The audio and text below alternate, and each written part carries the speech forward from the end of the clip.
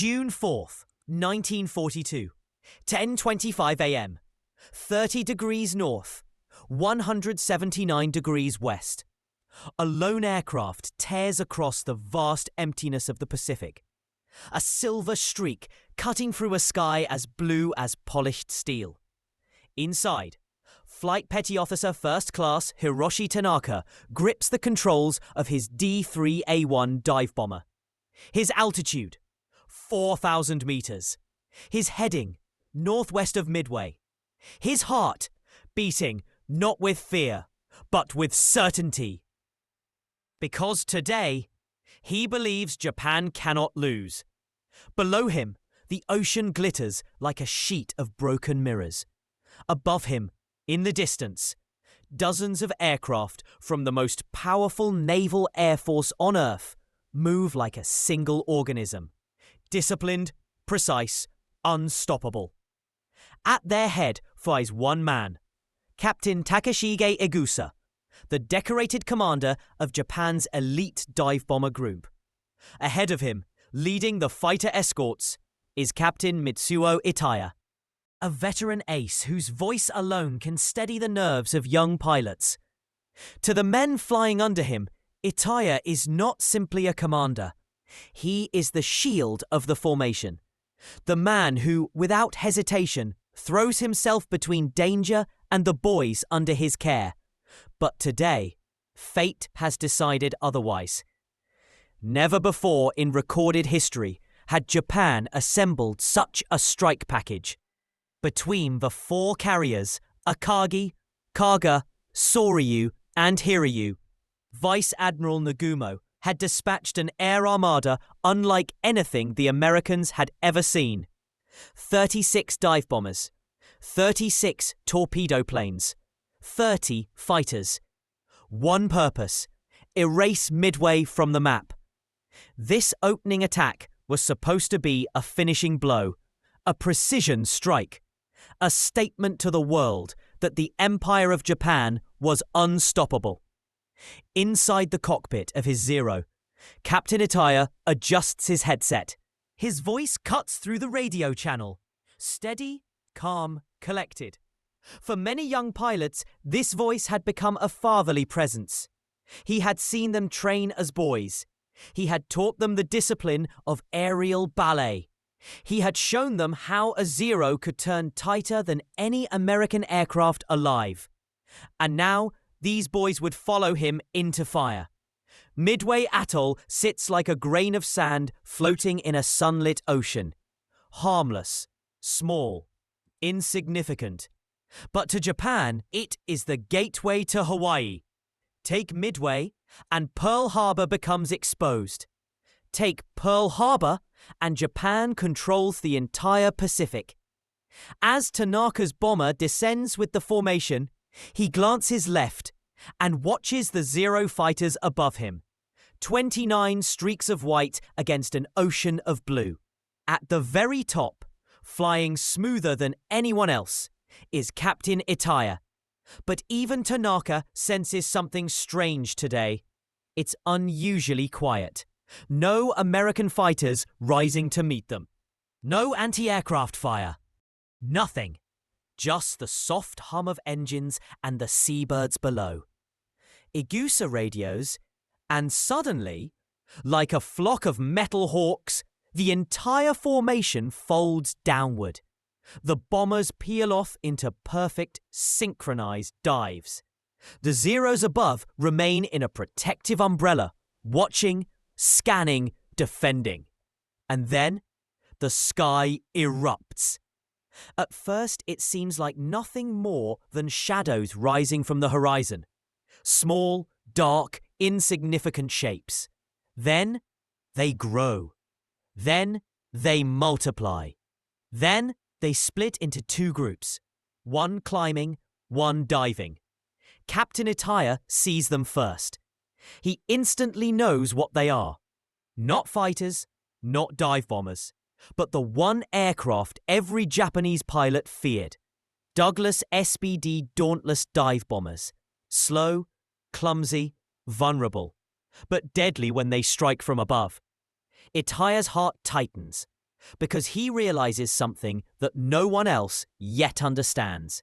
These American planes are not random. They are coordinated. They are rising from an angle the Japanese did not anticipate. They are early. Too early. Which means someone has betrayed Japan. But he does not have time to dwell. The Americans are already diving. The first Dauntless drops its bombs. A plume of water explodes near Tanaka's aircraft. Another near Agusa's. Another tears through a trailing bomber. Itaya does not flinch. He pushes his Zero forward, diving head-on into the enemy formation. His wingmen hesitate, only for half a second. But he snaps, "Follow me." The Zeros dive after him, turning into a deadly corkscrew. This is not a careful maneuver, not a safe one, not even a smart one. It is a sacrifice. Itaya positions himself between the American bombers and the vulnerable Japanese formation below. Machine guns flash.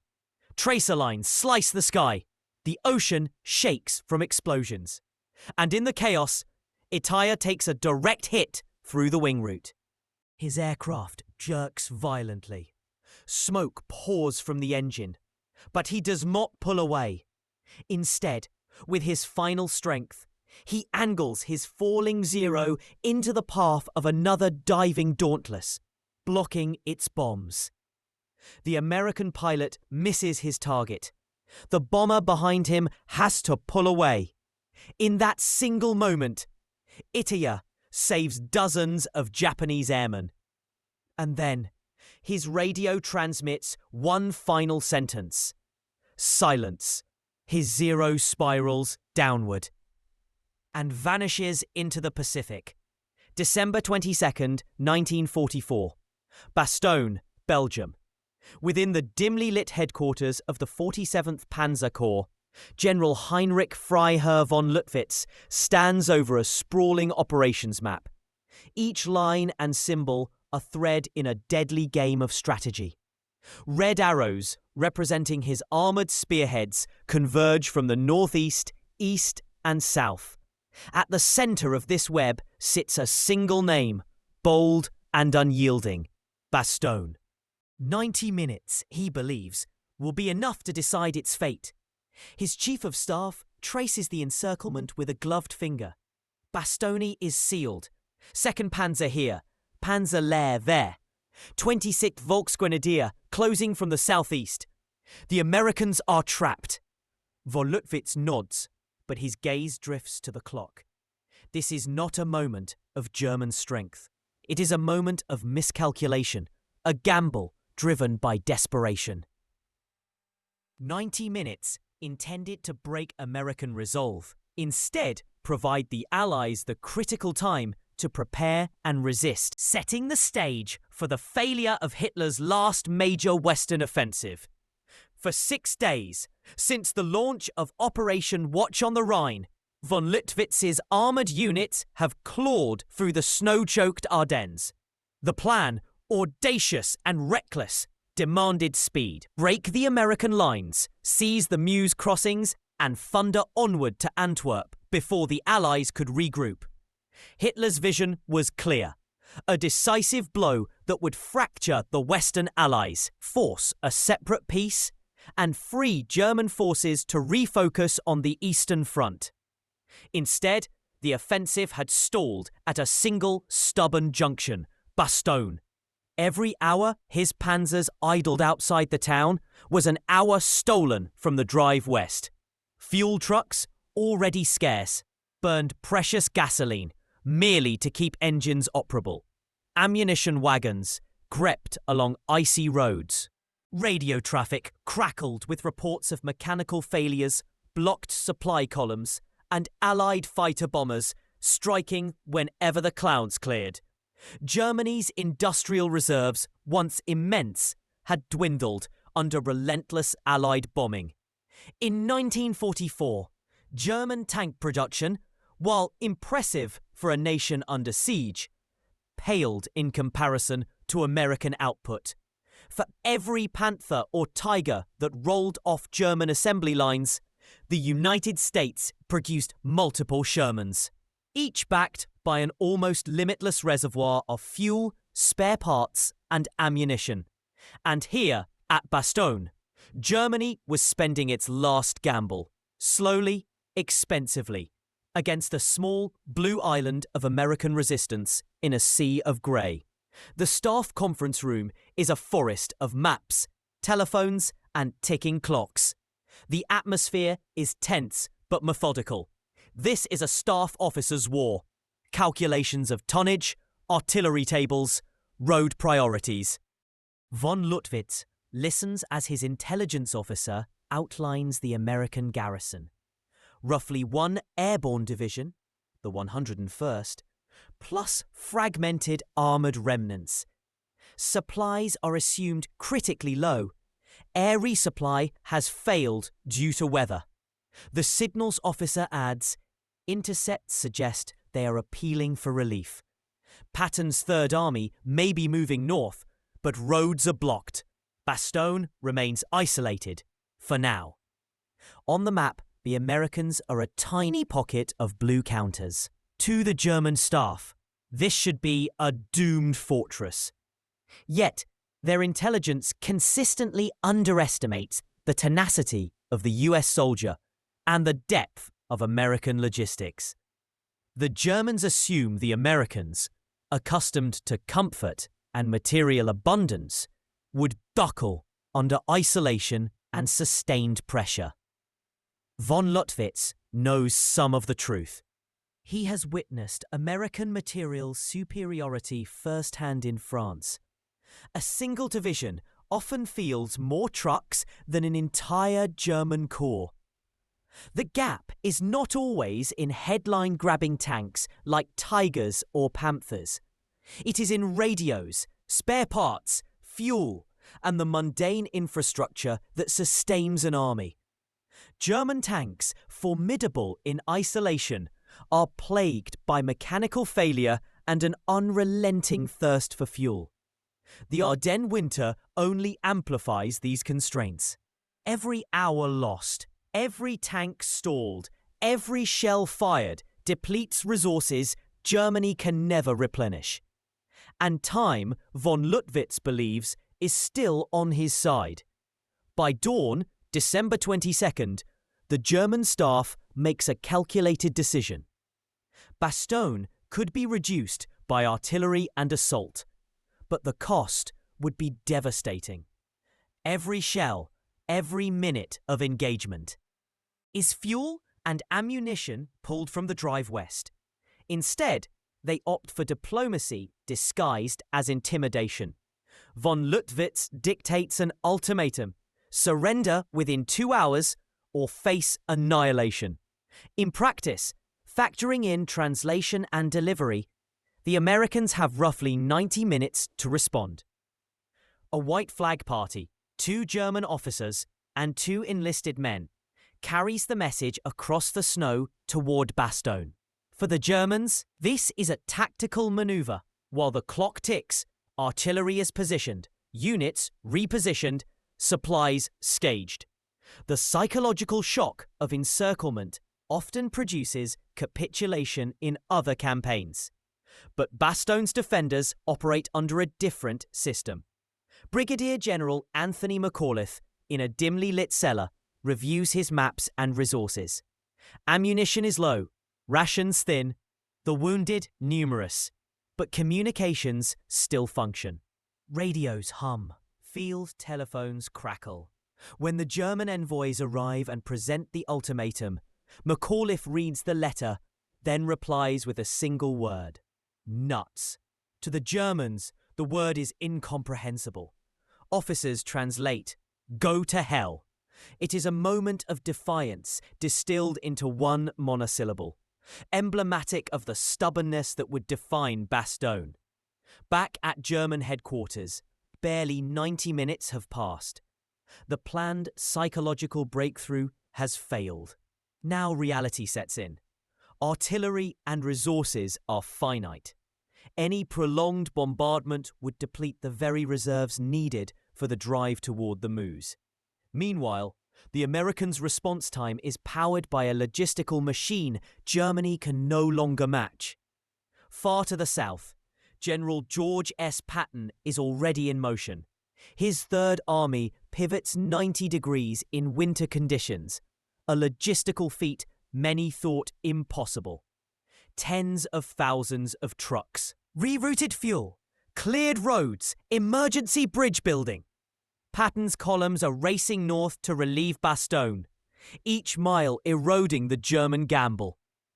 The 90-minute ultimatum, intended to compress time, instead highlights the widening gap between German operational daring and American logistical dominance. Von Lüttwitz gambles with what he has left: tempo, intimidation, artillery. But against an opponent whose war is backed by factories, railroads, and oil fields. Bastogne will not fall. The drive to the Meuse stalls. Hitler's final Western offensive begins to unravel. And in a single word, nuts. The larger truth of the war, industrial might, logistics, and American resolve, emerges. The snow around Bastogne is unbroken, a pristine canvas soon to be carved by artillery and steel. German guns roar sporadically, sending shells screaming over frozen rooftops and into the woods surrounding the town. Each impact is a calculation. One shell costs fuel to deliver, a ration of precious 75mm and 105mm rounds that Germany cannot replace at scale. Inside Bastogne, American soldiers move with quiet efficiency. Radios connect platoons to fire direction centers. Artillery observers relay coordinates with pinpoint accuracy. Every Sherman, half the armor of a Panther or Tiger, is backed by a supply chain that can sustain it indefinitely. Field repairs, fuel, ammunition. Patton's logistics system transforms raw industrial output into tactical resilience. German commanders, observing the slow progress of their siege, realize the limits of their gamble. Panthers and Panzers sit idle on icy roads, engines idling to prevent freezing. Fuel is rationed, sometimes held in trucks as the crews wait for the next push. Ammunition stockpiles shrink with every salvo. Communication lines are vulnerable. Supply columns are harried by airstrikes whenever clouds part. Von Lüttwitz calculates the cost. A concentrated bombardment of Bastogne's strongpoints, crossroads, and supply depots might succeed, but it would consume hundreds of tons of shells. Every ton fired is a ton unavailable for the drive toward the Meuse. Every hour spent in siege is a hammer blow against the momentum Hitler demanded. Within Bastogne, Brigadier General McAuliffe's staff orchestrates a defense that blends ingenuity with resolve. Artillery is rationed but precisely coordinated. Ammunition is distributed to priority sectors. Supply columns are sent on perilous runs to maintain the lifelines that sustain the town. Every soldier understands that Bastogne is not just a tactical junction, it is the hinge upon which the German offensive may pivot or collapse. Even as German patrols probe the outskirts, every incursion is met with methodical resistance. Tanks fire from concealed positions. Infantry counterattacks reclaim lost ground. The Americans' industrial-backed logistics allow them to replace losses and maintain operational tempo in ways Germany cannot. The contrast is stark. One side fighting with ingenuity and dwindling means, the other with abundance and relentless infrastructure. Far to the south, General George S. Patton executes a maneuver that would become legendary. In 2 days, his Third Army pivots 90 degrees, a move of breathtaking audacity in winter conditions. Roads clogged with snow and the debris of war must be cleared. Bridges rebuilt or reinforced. Supply dumps reorganized. Fuel and rations rerouted to sustain tanks, trucks, and artillery. Patton's planners coordinate with railway depots, truck convoys, and engineers to create a flow of resources that can match operational needs. Columns advance north, the thunder of American tanks echoing across the Ardennes. Every mile Patton's men cover tightens the noose around the German offensive, reducing the time von Lotwitz had hoped would secure victory. At Bastogne, American artillery observers report movement on the roads beyond the front. Each sighting signals Patton's approach, a rolling tide of men, armour and trucks. The German staff begins to recognise a harsh truth. The offensive cannot achieve both objectives. Bastogne cannot be taken quickly enough, and the drive to the Meuse is slipping from reach. The 90-minute ultimatum, once seen as a tactical masterstroke, becomes emblematic of a larger failure. Germany's tempo, psychological pressure, and operational daring are confronted by an opponent whose tempo is powered by industrial might. Every day that Bastogne holds, every hour Patton's columns march north, reinforces a reality Germany cannot escape. The West is no longer won by bold maneuvers alone. It is won by systems, factories, logistics, and disciplined coordination. By December 26, Patton's vanguard reaches Bastogne. Tanks break through snow and ice, artillery follows, and American relief columns pour into the encircled town. The siege is lifted, not through brute force alone, but through the synchronized application of industrial resources, operational planning, and the unwavering determination of the US forces. Von Lotwitz's gamble, the 90-minute ultimatum, has failed. The German offensive stalls. Fuel shortages, mechanical failures, and the relentless American response conspire to grind it down. Bastogne's one-word reply, "Nuts," reverberates beyond the town, a symbol of defiance and, more critically, a sign of systemic superiority that Germany can no longer match. Post-war interrogations of 47th Panzer Corps officers reveal their recognition of what they faced. They speak not of personal valor or battlefield bravery, but of the weight of American industry.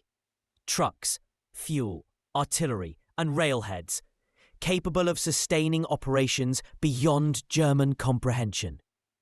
The Bastogne ultimatum is remembered as a footnote, but it encapsulates the collision between German operational daring and American logistical supremacy. This confrontation in the Ardennes, 90 minutes of tense negotiation, relentless artillery, and heroic defense, illustrates a fundamental truth of World War II. Bold tactics may win battles, but industrial capacity and logistical mastery win wars. Bastogne stands as proof, a microcosm of the final reckoning in the West, where German ambition meets American systems of war that Germany could no longer contest. The snow begins to recede from Bastogne's streets, revealing the scars of a siege that lasted days yet felt like weeks. Buildings are pockmarked. Roofs collapsed under artillery fire. And forests surrounding the town are churned into a frozen morass by tanks and shell craters. The streets are silent, save for the occasional clatter of supply trucks delivering food, ammunition, and medical aid to the defenders. For the Germans, the dream of a swift, decisive strike toward the Meuse has collapsed. Von Lotwitz and his staff confront a harsh operational truth. Bastogne cannot be taken without exhausting the very resources needed for the larger offensive. Every panther immobilized by snow or mechanical failure, every ton of ammunition expended on artillery barrages, every hour spent waiting for an American response narrows the window for success. The Ardennes offensive, Operation Watch on the Rhine, was conceived as a lightning strike, Hitler believed that speed, audacity, and psychological shock could fracture the Western Allies. Yet Bastogne proves that audacity alone is insufficient when confronted with industrial-backed logistics. Post-war interrogations of German officers reveal frustration, disbelief, and grudging respect. They recount seeing American supply trucks traverse frozen roads that should have been impassable, artillery batteries reloaded faster than expected, and communications that never faltered.